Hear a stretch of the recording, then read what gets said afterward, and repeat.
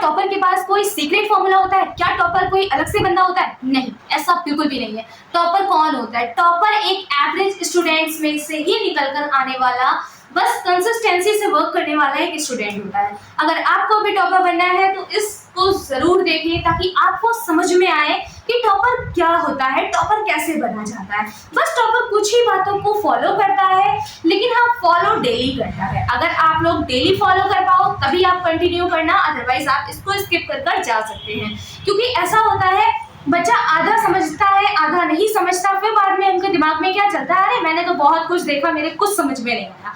तो अगर आप कंटिन्यू देखते हो, फुल वॉच करते हो, आप चीजों को समझते हो डीपली, तभी आपको एक एवरेज स्टूडेंट से टॉपर बनने में हेल्प मिलेगी। अदरवाइज क्या होगा, आप रेगुलर बहुत कुछ देखते हो, बहुत चीजें समझते हो, बट आप उसको ध्यान से नहीं देखते हो, इसलिए वहीं के वहीं रह जाते हो। तो चलिए फिर एक्सप्लेन करते हैं टॉपर्स का जो सीक्रेट हैबिट्स होती हैं उसको। तो यहाँ पर मैं आपको 7 टॉपर्स हैबिट बताने वाली हूँ, जो कि बहुत ज्यादा हेल्पफुल होने वाली है। अगर आपने इस चीज को फॉलो अप किया तो बोर्ड एग्जाम 2027 में आप खुद के अंदर इंप्रूव जरूर देखोगे। तो सबसे पहले आता है क्लियर टारगेट। जो हमारा क्लियर टारगेट होता है वो क्या होता है? अभी क्या होता है, एक एवरेज स्टूडेंट क्या करता है, उसके माइंड में ये नहीं आता कि मैं कितनी रैंक लेकर आना चाहता हूँ, मैं कितनी परसेंट लेकर आना चाहता हूँ। बट जो टॉपर होता है उसके माइंड में शुरू से ही डे 1 से एक चीज आ जाती है कि मुझे टॉपर बनना है, तो मुझे 90% लानी है, या मुझे 95 लानी है, या फिर 80% लेकर आनी है। तो अगर आपको टॉपर बनना है, एक एवरेज स्टूडेंट से हटकर एक टॉपर स्टूडेंट या फिर एक रिनोन्ड स्टूडेंट में जाना है, तो फिर आपको क्या करना होगा, टारगेट अपना अभी से सेट करना होगा। मैं ये नहीं कह रही कि आप अपना 80% बनाओ, 70%, 90% बनाओ, बट अगर आपको बनाना है तो अपना एक टारगेट बनाओ। चाहे 50% बनाओ, चाहे आप 60% बनाओ, बट एक अपना नीश बना लो, क्लियर टारगेट रख लो।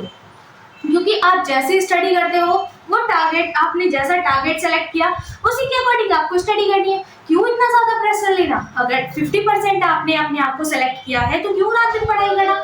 नहीं करना ना, बिल्कुल भी टाइम वेस्ट नहीं करना। तो बस अपना एक टारगेट सेट कर लो कि कितनी मुझे क्या करना है, मुझे कितनी रैंक लेकर आनी है, कैसे लेकर आना है। देन आता है फिक्स स्टडी प्लान। सब चीजों को साइड रखो, हर बात को बिल्कुल साइड रखो, फिक्स स्टडी प्लान बनाओ।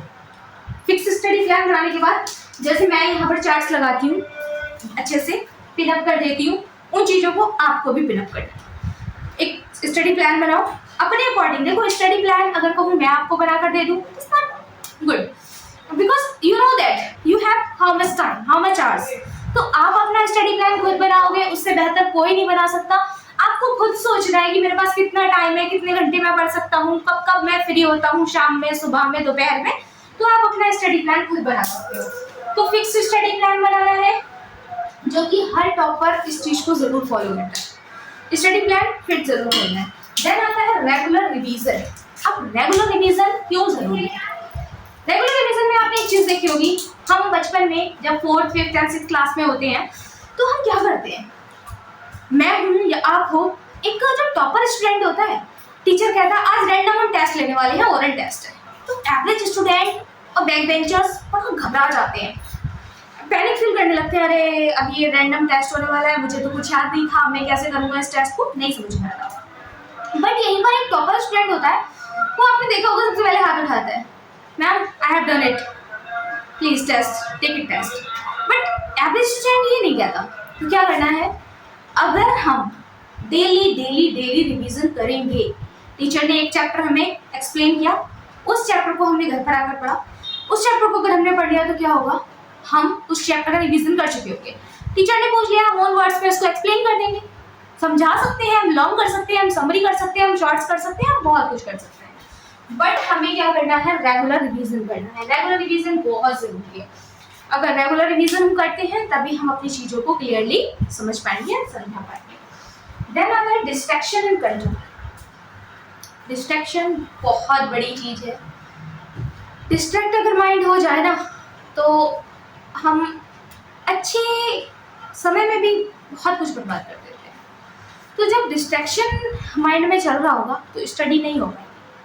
स्टडी कब होती है, जब हमारा माइंड बिल्कुल फ्रेश होता है, हमारे माइंड में कुछ भी नहीं चल रहा होता, तब हम स्टडी को अच्छे से कर पाते हैं। अब उसके लिए हमें क्या करना है, चीज़ों को सबसे मेन हमारा क्या होता है, डिस्ट्रैक्शन यही है भैया। चल, तो इसको क्या करना है, हमें साइलेंट रखना है। जब भी स्टडी करने जाओ, no notification, check out. So first is this silent.